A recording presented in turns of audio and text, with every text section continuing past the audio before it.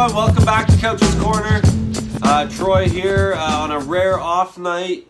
A much needed rest, I think, for hockey fans, although it is a little sad that there's no hockey on tonight. But you know, we watched the Toronto-Boston games. We have one more game coming up in round one, the only game 7 of the first round, which is kind of sad. I was hoping for a few more, but it's kind of nice to have an off night, maybe just relax, take it easy, get some sleep. So it's been great. Hockey's been amazing. Toronto forces a game 7 against Boston after just that horrific tragedy that happened. And of course, you know, our thoughts go out to everyone that's affected by that. And you know, I'm glad Toronto rallied as a city. They played the game. The square was rocking and just showed the Canadian pride. So the city rallied around the team, and the team paid them back.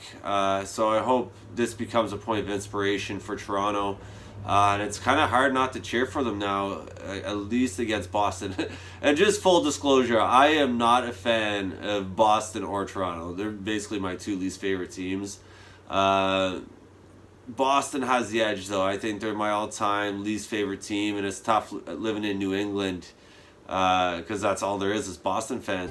I love Duncan, guy. What are you talking about? So it's kind of fun, you know, just to beat people about Marchand and how friggin' the rat, and he's just such a slime ball. He makes me not want to watch Bruins hockey, but Kadri's not far behind.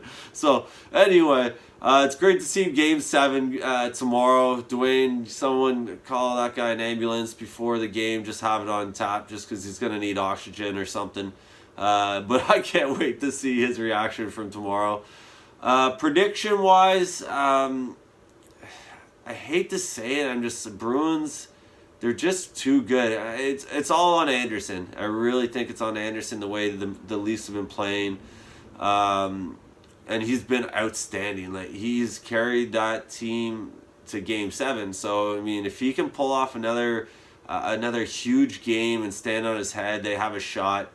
I just feel like, I don't know, I have this feeling Boston's going to pull it out just because I hate them, and they're just going to ruin my plans for some fun hockey later on with Dwayne in the second round with Toronto. So we'll see, though. It's going to be exciting. We're going to have a showing here again on Couch's Corner. Maybe we'll get a after game show a little better than last night. It was a late night, so maybe get a little more serious about an after game show and talk about the game and the matchups coming up. One thing I did want to mention, and I see it all over social media and Facebook, is this conspiracy theory that the refs are trying to fix matches. And I mean, that's what this is. One big damn conspiracy, and everyone's in on it. I just think it's a little bananas, and I don't understand it. And it's no offense, I'm going to upset a lot of people here. It seems to be Toronto fans. When they weren't doing so well, they were down 3-1. All you hear is these theories that their calls aren't going against them. You know, the refs are fixing matches because they want this team to win and that. I watched the games, and these penalties that everyone's complaining about, I totally disagree.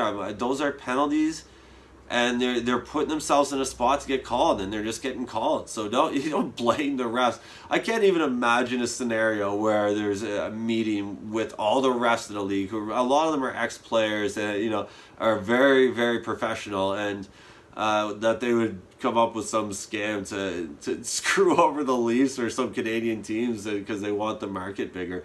I really don't see it. And obviously Toronto's the biggest market, so I don't know what the motive would be for anyone to fix it. And I really hope maybe it's just them venting, the Toronto fans, that is, about the penalties. But I think it's a little ridiculous. And now that they're winning again, I'm sure those will stop the conspiracy theories. So that's my take on that. I think the Leafs have put themselves in that position. They got called, and you can't put yourself in those positions where you're tripping guys. And I remember the Pasternak one. I'll try to find the clip, but I had a hard time earlier. He tried to toe drag, the D came sliding in, and he took his feet out. Granted, he made a play at the puck, and it wasn't an intentional trip, but I still think you call that every time. So I think the refs are just too professional to have that. Any type of conspiracy going on. But anyway, that's Leafs fans for you. They're funny. I'll say that. But I can't wait to see that game tomorrow. Game 7 is going to be huge. I'm rooting for Toronto. I just have a bad feeling Boston's going to win. But we'll see. It'll be exciting. Finally, a Game 7. I hope it goes OT or something crazy. But I mean, these two are quite the rivalry now, and some big upsets in the last few years, and comebacks and all that stuff. So tons of storylines. It'll be fun to watch. A little preview. I wanted to talk about Vegas versus the Sharks. That's going to be a great series. And like I said, if you check out or see my earlier videos of the Vegas' path to the Stanley Cup Finals is going to be Nashville, Winnipeg. Going 7, and just two amazing teams beating each other up pretty bad. So they'll be pretty tired, hopefully, when the Knights take out the Sharks and they go to the conference final. I think that's their only shot.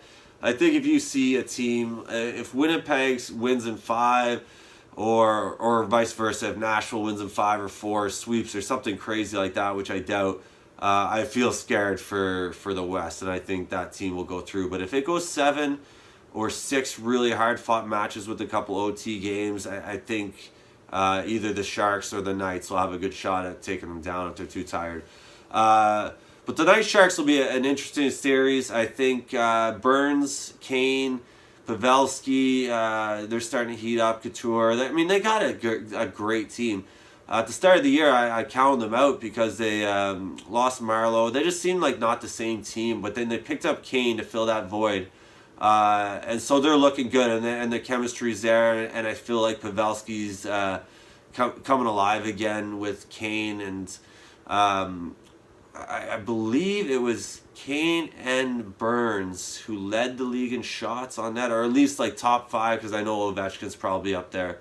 But 2 guys, I think, with over 300 shots on goal in the regular season.